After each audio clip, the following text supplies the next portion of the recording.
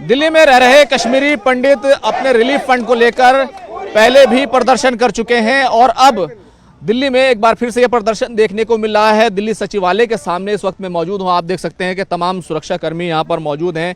दिल्ली सचिवालय का ये बड़ा ही वीआईपी एरिया है, यहीं से दिल्ली सरकार चलती है और दिल्ली सचिवालय के सामने ये पूरा प्रदर्शन हो रहा है। दरअसल लंबे समय से जो कश्मीरी पंडित हैं जो दिल्ली में रहते हैं उनको रिलीफ फंड नहीं मिला है और हालांकि आज जो है जिस तरीके का माहौल है उसके बावजूद ये कश्मीरी पंडित यहाँ पर अपना प्रदर्शन करने को मौजूद हैं।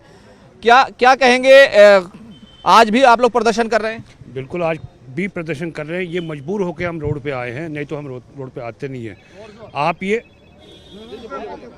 आप ये समझिए कि हम कहाँ नहीं गए। एमओएस में गए, ministry of state for home affairs, वहाँ गए। उसके बाद बतेरे मेरे पास लिस्ट में आपको दिखाऊंगा वो लिस्ट कहाँ गए, मगर आश्वासन कोई काम नहीं, किसी ने नहीं किया आज तक। क्या हम इसीलिए हैं? आप मुझे बताइए अभी क्या पोजीशन है, कितने लंबे समय से आपको रिलीफ फंड नहीं मिला है, क्या दिक्कत है? 2002 महीना चल रहा है अभी तक हमारे जुलाई 2024 से बिल्कुल रिलीफ बंद है। क्यों बंद है? हम इनको कह रहे हैं कि हम लोग आधार देने के, इनको आधार की उनकी सुविधा रखी है, इन्होंने डाला है कि फैमिली का आधार दे दो। हमने इनको कहा हम आधार देने के लिए जो एग्जिस्टिंग फैमिली है उसका देने के लिए तैयार हैं, मगर अभी तक कोई सुनवाई नहीं है। हम रेखा गुप्ता जी जो चीफ मिनिस्टर है उनसे भी मिले, 2 बार मिले, उनके घर पे भी और उनके ऑफिस में भी, उनके स्पेशल सेक्रेटरी से भी मिले, मगर अभी तक कोई आश्वासन नहीं हमें मिला है। इसी वजह से मजबूरी होकर मैं यहाँ पर रोड पे आए हैं। हम लोग ये जो रिलीफ है, ये रिलीफ नहीं, हमारी इनकम नहीं, ये एक सस्टेन अलाउंस है, 90 से चला आ रहा है। तब हमारी शुरुआत हो गई थी 125 रुपया पर हेड, 500 रुपये मिलते थे। आज वो 35 साल के बाद 3250 रुपया एक आदमी को मिलता है। किसी को 3000, किसी को 9000, किसी को 6000। हमें ये समझ नहीं आ रही सरकार से हमारा रिलीफ क्यों बंद किया गया, वो भी 35 साल के बाद। 10 महीने से हम लोग तरस रहे हैं और हमारे इसमें कम से कम 1000 फैमिलीज ऐसी हैं जो बीमारी के शिकार हैं। कोई डायबिटीज़ है, कुछ डायलिसिस में है, कुछ किराए पे हैं और हमारी जितनी भी एनजीओ संस्थाएं हैं, रिश्तेदार हैं, वो हम लोगों को हेल्प करें इन लोगों के लिए। आखिर कितनी बार हम तो अब थक गए इस दर की ठोकरें खा के। गवर्नमेंट से हम 1 साल से गुहार कर रहे हैं, हमारे पास कौन सा मिनिस्टर हमने छोड़ा नहीं है, एमपी नहीं छोड़ा। तब एक ऑब्जेक्शन थी जी कोई और सरकार है यहाँ पे। सरकार बदलने के बाद बीजेपी आ गई दिल्ली में, हमने सेलिब्रेट कर दिया कि हमारा काम अब 1 महीने में हो जाएगा।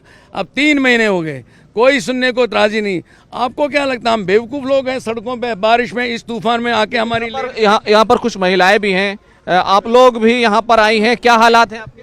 हालत तो हमारी बुरी है, हमारे साथ कोई सुनवाई नहीं हो रही है।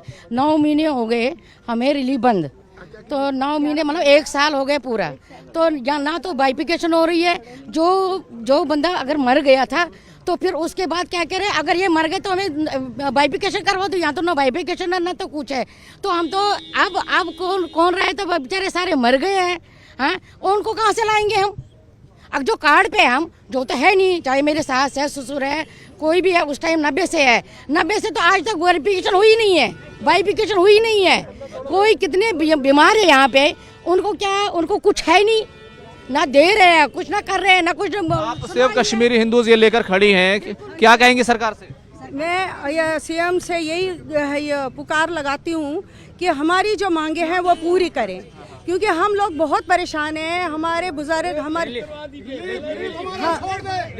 रिलीफ हमारा छोड़ दे, जो हमारा रिलीफ पैसे बंद है वो हमारा अभी चालू कर लीजिए, क्योंकि हमारे लिए जो भी बुजुर्ग जो दवाइयों पे चल रहे हैं, जिनकी बहुत सारी परेशानियां हैं, वो किराए पे जो बहुत परेशानियां वो हल हो जाएगी। उसके बाद हमारी ये बाइफरकेशन की भी मांग पूरी करें। हम तो भीख नहीं मांग रहे हैं ना, हम भीख नहीं मांग रहे हैं, हमारा हक है, हम भीख नहीं मांग रहे हैं। वो कहे कि भीख मांग रहे हैं, हम भीख नहीं। हाँ जी, नमस्कार जी।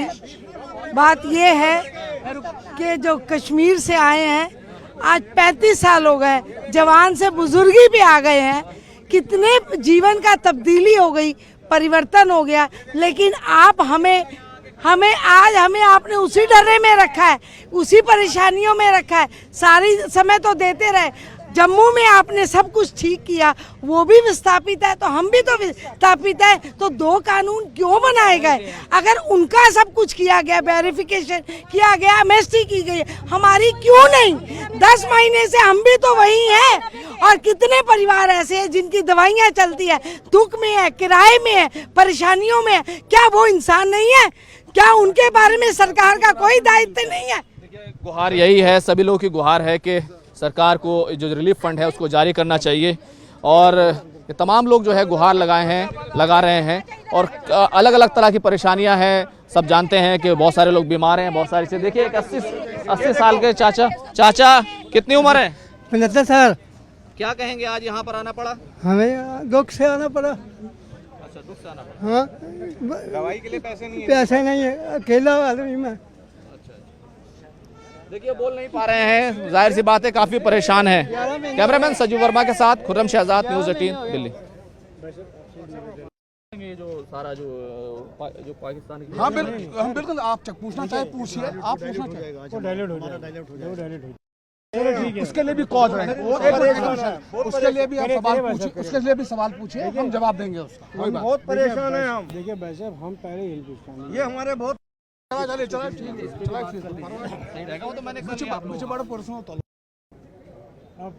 ना अंदर की तरफ जाइए प्लीज। हमें एक निवेदन है कि हमें रिलीफ चालू कर दो। बाकी 6269। इस वक्त मेरे साथ दिल्ली में रह रहे कश्मीरी पंडित हैं और जो अपनी मांगों को लेकर दिल्ली सचिवालय पर प्रदर्शन कर रहे थे, लेकिन जिस तरीके से भारतीय सेना ने जो कार्रवाई की उसको लेकर कश्मीरी पंडितों से बात करेंगे। सर, जिस तरीके से भारतीय सेना ने कार्रवाई की और जो आतंकी ठिकाने थे उनको जिस तरह से ध्वस्त किया है, आप लोगों ने जब सुना, क्या वाकई पाकिस्तान सबक सीखेगा?